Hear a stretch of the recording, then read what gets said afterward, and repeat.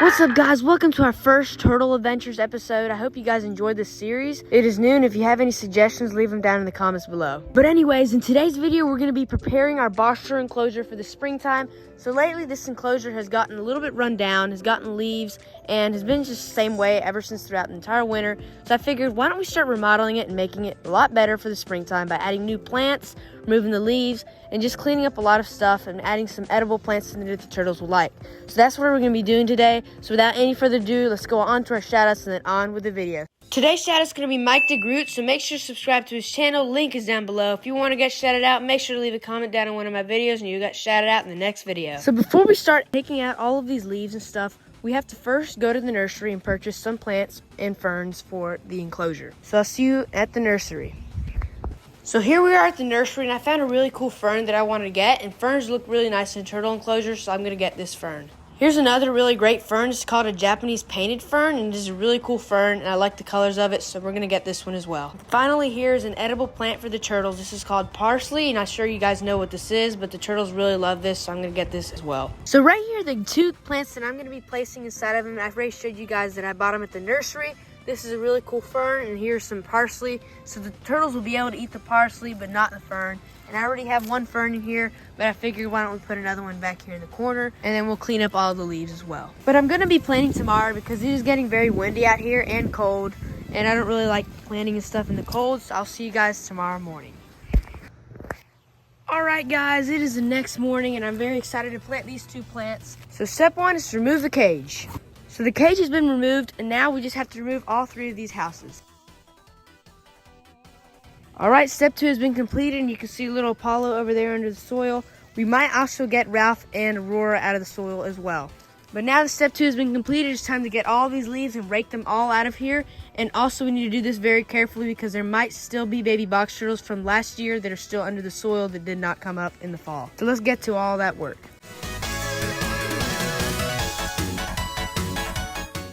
Alright, step three has been completed. We removed all the leaves and checked over through them to see if there's any turtles. Thankfully, there weren't any. So now that step three has been completed, it's time to add some more dirt in here because I can tell that this enclosure is about 3 or 4 years old and the soil has been settling, and with more rain, it starts running through. And I want the turtles to be able to dig really deep, so I'm going to start adding more soil. So before we do step four, we do have to do like step 3.5 sort of, and dig out Ralph and Aurora, because it is officially springtime. It is like 75 degrees out here, and I don't want them to stay under the soil for the rest of spring. So let's begin searching for Ralph and Aurora. Guys, while I was looking for the turtles, look what I found. I found some eggshells, so maybe there could be some turtles under the soil here, but they still haven't came out. These are the turtle shells that maybe could have hatched that are inside the house, or these could be some new ones.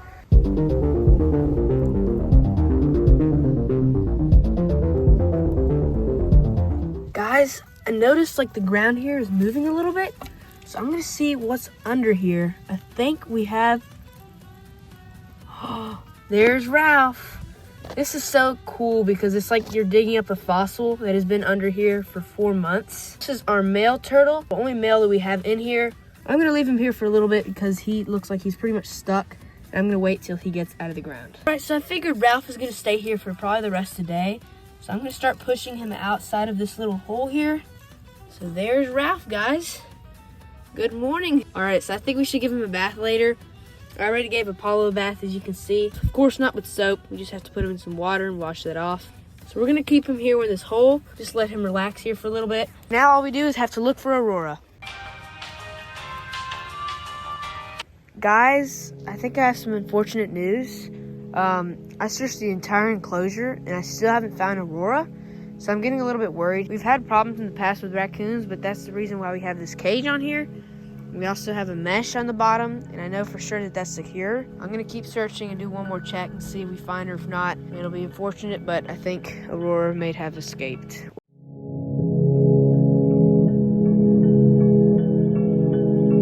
Wait a minute. I see the ground moving here. Wait. Is that a turtle shell? Oh, we found Aurora, guys. Here's Aurora. All right, we're gonna leave her there for a little bit because she's under this fern and I don't want to bother her. All right, so it has been a little while and I think it's time to take out Aurora. So I'm gonna put my hand here and I can feel her moving around. There's Aurora. Good morning. All the turtles are officially here. All right, after 45 minutes of searching, we have Ralph, Aurora, and Apollo out. Now step 3 has officially been completed. Now it's time to flatten all this out. So now we're gonna move on to step 4, where we move in a lot of new dirt. This dirt is non-fertilized. It's gonna be right here from under these weeds. I have some really nice weeds under here and good dirt. So let's get all these weeds raked down and get the dirt into the enclosure. So now that this has been raked down, it's time to get the shovel and then get all this inside of the enclosure. Oh, and also check out this cute little frog that I just found, but he's completely fine. All right, so we got a pretty good amount of dirt in here. So step 4 has been completed and all the dirt is in here. So now step 5, we just need to get all this dirt flattened out and get these plants uncovered. Finally, step 5 is completed and it's really looking nice. So now I'm gonna be digging a hole for this little pond, which is their water source. All right, I put the water in here already, and now it's time to move on to step 6, where we begin planting the plants and also putting in all these rocks. So let's begin step 6.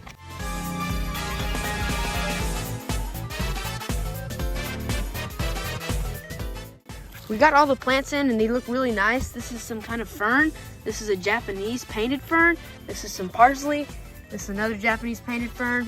And that is a normal fern that has been here for 3 years. So now let's put in the rocks. If you guys are wondering why I'm putting rocks in here, is because turtles have little nails here. You can see all turtles have little nails right there on their feet.